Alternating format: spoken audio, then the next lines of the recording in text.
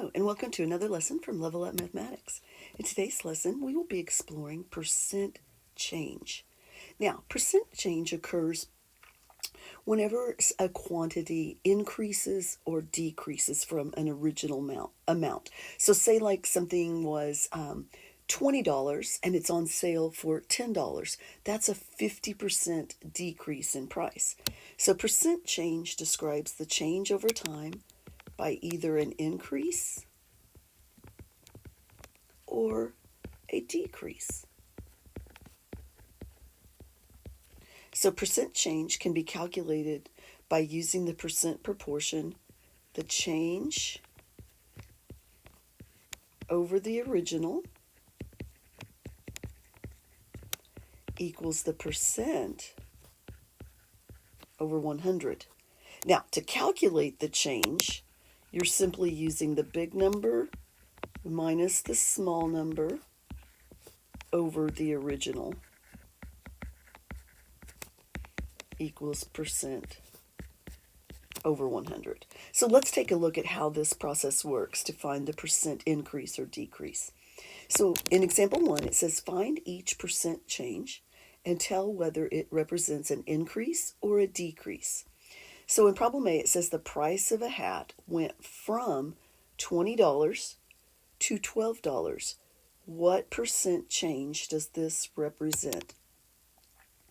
So we're going to take the big, which is $20, minus the small, which is $12, and put it over the original. Now, it says the price of the hat went from $20 to $12. So that means $20 was our original price, equals percent over 100. We're trying to find the percent. So let's simplify this a little bit. 20 minus 12 would give us 8 over 20 equals percent over 100. Now when I get here, what I want to do is look to see if I can figure out what the scale factor is in this problem. If you can find the scale factor, that will help you find your missing number. And so right away I notice that 20 will go into 100 evenly if I multiply it by 5. So in this problem, I have a scale factor of 5. So this would represent 8 times 5 would be 40%. Now it says to tell whether it's an increase or decrease, and because the price went from $20 to $12, that's a decrease. So this is a 40% decrease in price. 40% decrease. Right? Problem B. A restaurant raised the price of their cheeseburger from $5 to $6.50. What percent change does this represent? So you're going to take the big number, $6.50, minus the small number, $5, and put it over the original. Now, the original price of this cheeseburger was $5. And that's going to equal percent over 100. So $6.50 minus $5 is $1.50. I'm going to write $5 as just a 5 because I think it's easier to find the scale factor that way. Then you look at your simplified proportion and you ask yourself, can I determine a scale factor here? Well, hopefully you can see that 5 goes into 100 evenly, and it goes in 20 times. So our scale factor that we're working with here is 20. So I want to multiply 20 times 1.5. So that would be 0, 10, drop a 0, 0, 2. Add that up. Move my decimal in one place. So I have a 30% increase in price because the cheeseburger went from $5 to $6.50. So it increased in price.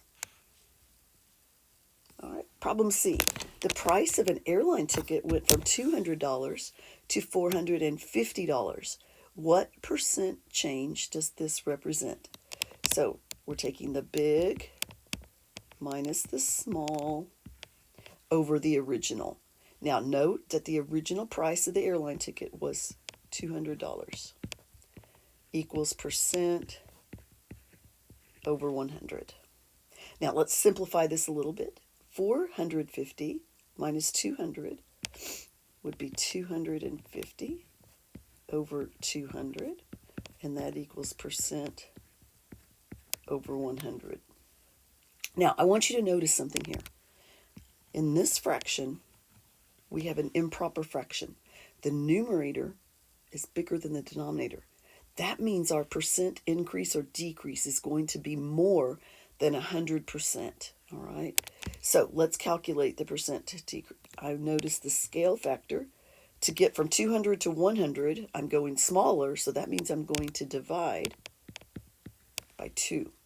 So if I divide the top by 2, I have to divide the numerator by 2. So 250 divided by 2 is 125. So this would be 125% increase.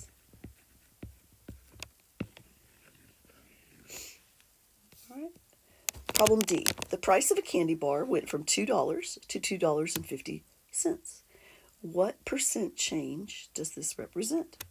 So I'm taking the big minus the small over the original equals percent over 100. So 250 minus $2 is 50 cents. And I'm going to put to $2 as just a 2 equals percent over 100.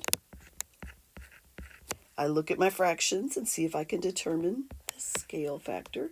To get from 2 to 100, I would have to multiply by 50. So I'm going to multiply the numerator by 50. So 50 times 0.5, 5 times that is 25. Move my decimal in one place. So this would be a 25% increase in price on the candy bar.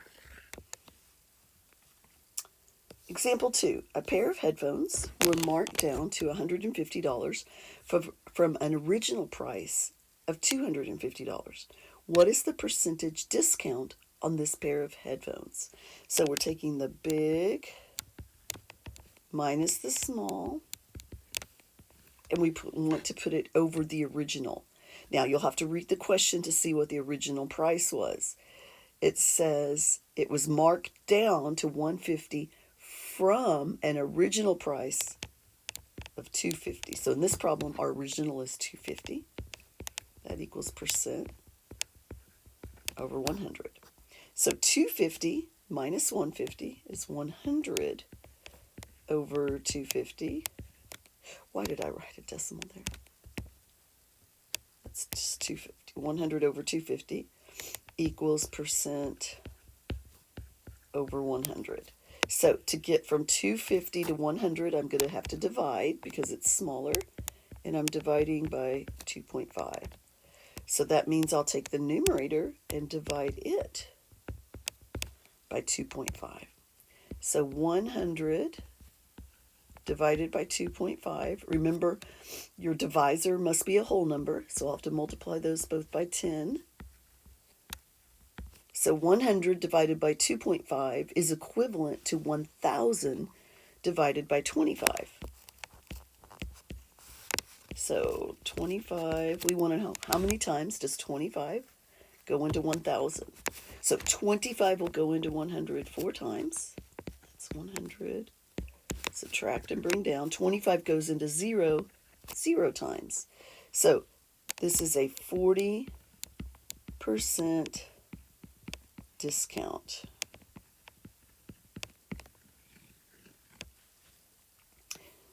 Example 3. In 2020, a pair of sneakers had a price of $200. In 2024, the price of the same sneakers was $225. By what percent did the price increase? Pause the video and try this problem on your own. When you're ready to check your answer, press play. All right, welcome back. So I said 225 minus 200 over 200 was equal to percent over 100. So when I simplified that, I got 25 over 200 equals percent over 100. My scale factor was divide by 2. Divide by 2. And 25 divided by 2 is 12.5% increase. All right, example 4. A musician wants to buy sound equipment. He's saved $750. He plans to add $130 to this amount every month for the next 12 months and not spend any of the money until he saves not spend any of the money he saves until he can afford the equipment. Which percentage is closest to the percent increase from the original amount of money he has saved to the amount of money he will have at the end of 12 months? Well, I know right now that the original amount of money he has saved is $750, so that's going to be my denominator. Okay. To get how much he's going to increase that amount by, I have to take 130 and multiply it by 12. So that would be 0, 6, 2, drop a 0, 0, 3, and 1. 0, 6, 5, 1. So his money, he's going to increase the amount of savings by $1,560. Now, I want you to notice something. We have another improper fraction.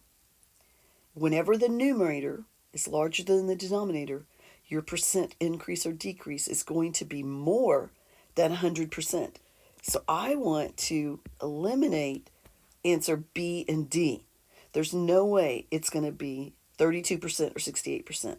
So my answer has to be A, 480%, or C, 208%. All right, so let's get our scale factor here. To get from 750 to 100, that's smaller, so we're going to have to divide by 7.5, which means I'm going to have to divide the numerator by 7.5. So 1560 divided by 7.5. Remember, your divisor must be a whole number, so I'm going to multiply these both by 10. So 15,600 divided by 75. All right, let's come over here and do a little long division. I want to know how many times will 75 go into 156. Well, it's going to go 2 times because 2 times 75 is 150. So subtract and bring down.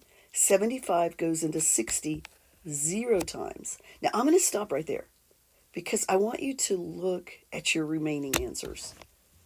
We have 480% or 208%. I really don't even need to finish this problem because I can clearly see that it's going to be 200 and something percent. So I'm going to stop and circle C. Okay, work smarter, not harder. And that concludes today's lesson, percent change.